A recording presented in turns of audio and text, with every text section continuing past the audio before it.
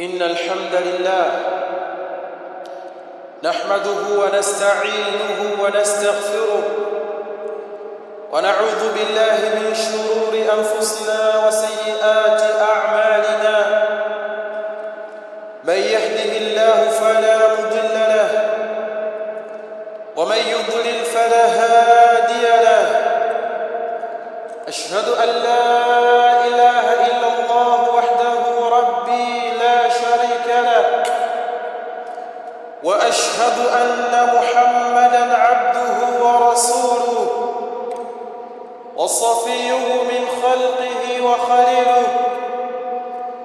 يا أيها الذين آمنوا اتقوا الله حق تقاته ولا تموتن إلا وأنتم مسلمون. يا أيها الناس اتقوا ربكم الذي خلقكم من نفس واحدة وخلق منها زوجها وبث منهما رجالا كثيرا ونساء، واتقوا الله الذي تساءلون به والأرحام إن الله كان عليكم رقيبا. يا أيها الذين آمنوا اتقوا الله وقولوا قولا سديدا يصلح لكم أعمالكم ويغفر لكم ذنوبكم، ومن يطع الله ورسوله فقد فاز فوزا عظيما. أما بعد، فيا عباد الله، فإن أحسن الكلام كلام الله، وخير الهدى هدى محمد صلى الله عليه وسلم، وشر الأمور محدثاتها، وكل محدثة بدعة، وكل بدعة ضلالة، وكل ضلالة في النار. عباد الله، اتقوا الله في السر والعلن، وسيروا إليه في خير منهاج وسنن، واحذروا الفتن ما ظهر منها وما بطن. عباد الله، لله الحكمة البالغة فيما يشاء ويختار، لله الحكمة البالغة وله الأمر فيما يشاء ويختار. ومن تعظيمه وحكمته عز وجل، ومن تعظيمه وحكمته عز وجل لشهر رمضان الكريم أن هيأ قبله شهر شعبان. ndugu zangu katika imani, baada ya kumhimidi Allah subhanahu wa ta'ala na kumtakia sala na salam mtume wetu Muhammad sallallahu alayhi wasallam, hakika ya Allah subhanahu wa ta'ala katika uumbaji wake na upangiliaji wake wa mambo katika huu ulimwengu ana hikima katika kila jambo aliloliweka, na katika kuutukuza mwezi mtukufu wa Ramadhani Allah subhanahu wa ta'ala akauandalia kabla yake mwezi wa Shaaban ili uwe ni utangulizi kwa Waislamu kuwatanabahisha na kuwakumbusha kuhusiana na mgeni wa kheri na mtukufu anayekuja baada ya mwezi huu wa Shaaban. Walihadha kana li Shaaban inda rasulina sallallahu alayhi wasallam min alhafawati walamal ma yafuqu alwasfa walkhayal.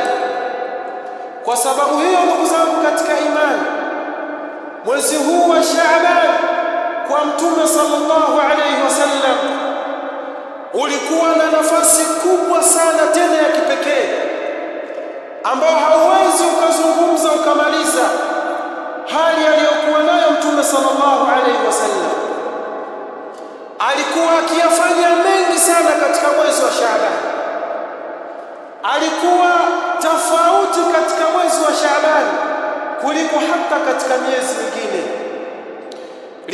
لأنه شهر يغفر الناس عنه كما وصفه رسول الله صلى الله عليه وسلم.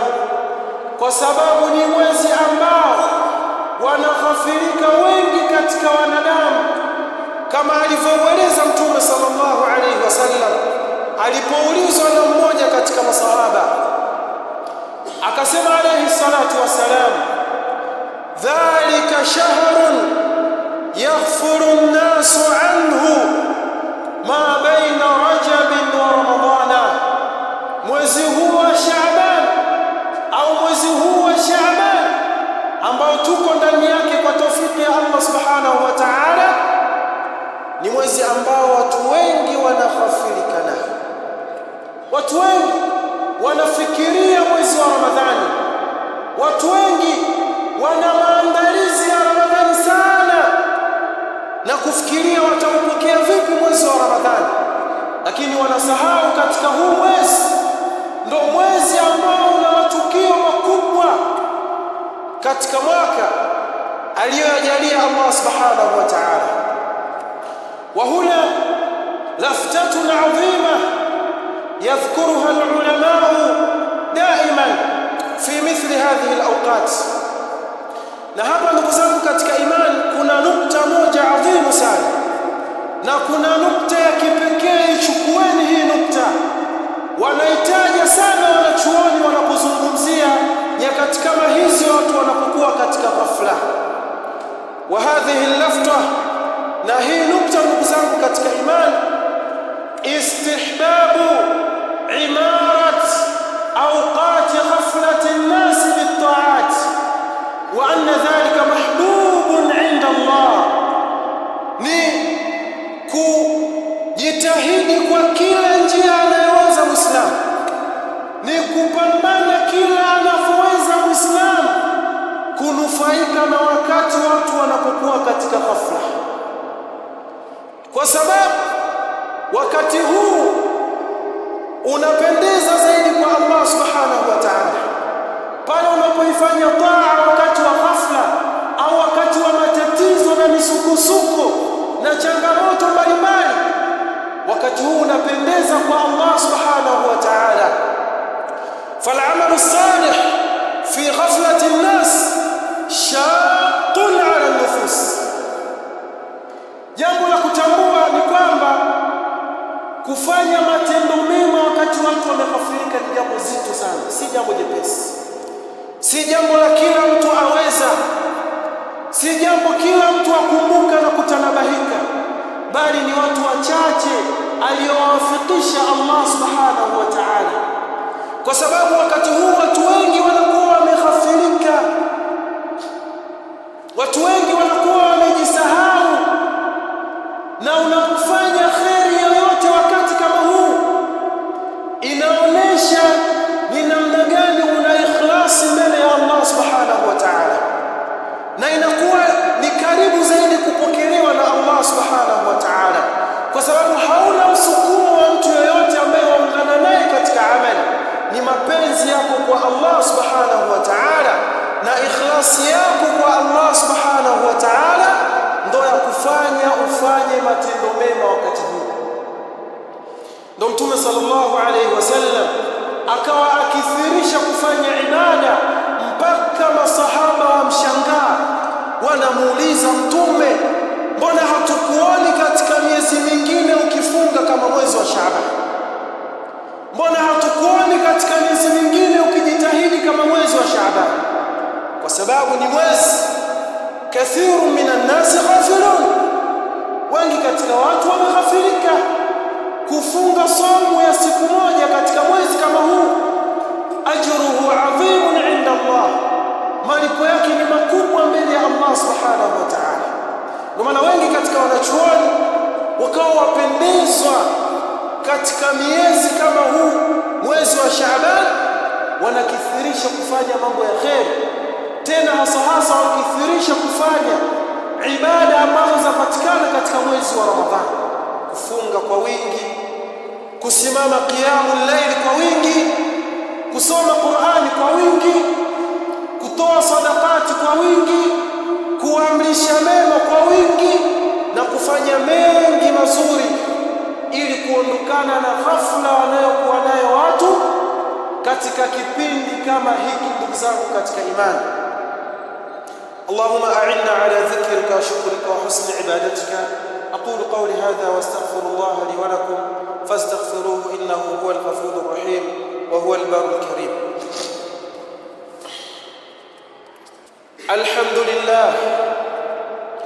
الحمد لله على إحسانه والشكر له على توفيقه وامتنانه. أشهد أن لا إله إلا الله تعظيما لشأنه، وأشهد أن محمدا عبده ورسوله داعي إلى رضوانه. اللهم صل وسلم وبارك عليه وعلى آله وأصحابه وإخوانه.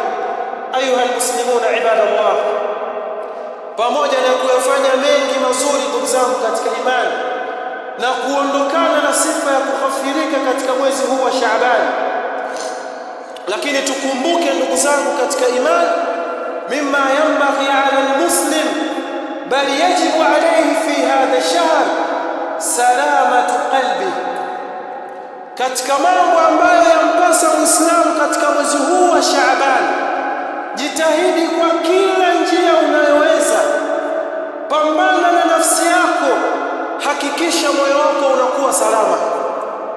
Fanya juu chini, fanya kila aina ya taa, hakikisha moyo wako unakuwa salama. Moyo wako uepushe na kila aina ya maradhi, uepushe na maradhi ya shirki, uepushe na maradhi ya nifaqi, uepushe na maradhi ya bid'a, uepushe na maradhi ya hiqdi, uepushe na maradhi ya husda, uepushe na maradhi ya chuki. Kwa sababu ndugu zangu katika imani, jambo kubwa mojawapo linalopatikana ndani ya mwezi huu, anna fi hadha ash-shahr turfa'u fihi al-a'malu ila Allah. Ndani ya mwezi huu matendo tuliyoyafanya kuanzia mwaka jana mpaka mwezi huu, mwaka huu, yanapandishwa kwa Allah subhanahu wa ta'ala. Matendo yote tuliyoyafanya mwezi huu ndio yanafikishwa kwa Allah subhanahu wa ta'ala, na yatakikana ufahamu Allah kabla hajatizama matendo yako au angalia moyo wako. Atizama moyo kwanza. Wakati ukiyafanya matendo ulikuwa na nia gani? Wakati ukiyafanya matendo ulikuwa na hali gani? Na wakati Allah anayapokea matendo yako una hali gani? Isije ukawa umetwanga maji kwenye kinu mwaka mzima na matendo yako yakapotea basi na kuwa na faida yoyote, kapata hasara ambayo ni kubwa ya kutopokelewa matendo yako. Katika hadithi ya Abu Huraira asema Mtume sallallahu alayhi wasallam, inna Allaha la yanzuru ila ajsamikum wala ila suwarikum walakin yanzuru ila qulubikum wa a'malikum. Hadith fi sahih Muslim. Mtume sallallahu alayhi wasallam asema, hakika Allah subhanahu wa ta'ala siku ya kiyama na pale anapopokea matendo ya waja wake, haangalii miili yenu wala haangalii sura zenu, kwamba kuna mtu ana sura ya huruma, ana sura ya upole, ana sura nzuri, au ana mwili wa kutisha. La, walakin yanzuru ila qulubikum wa a'malikum, lakini Allah atizama nyoyo zenu kwanza, kisha atizama matendo yenu. Allah atizama moyo.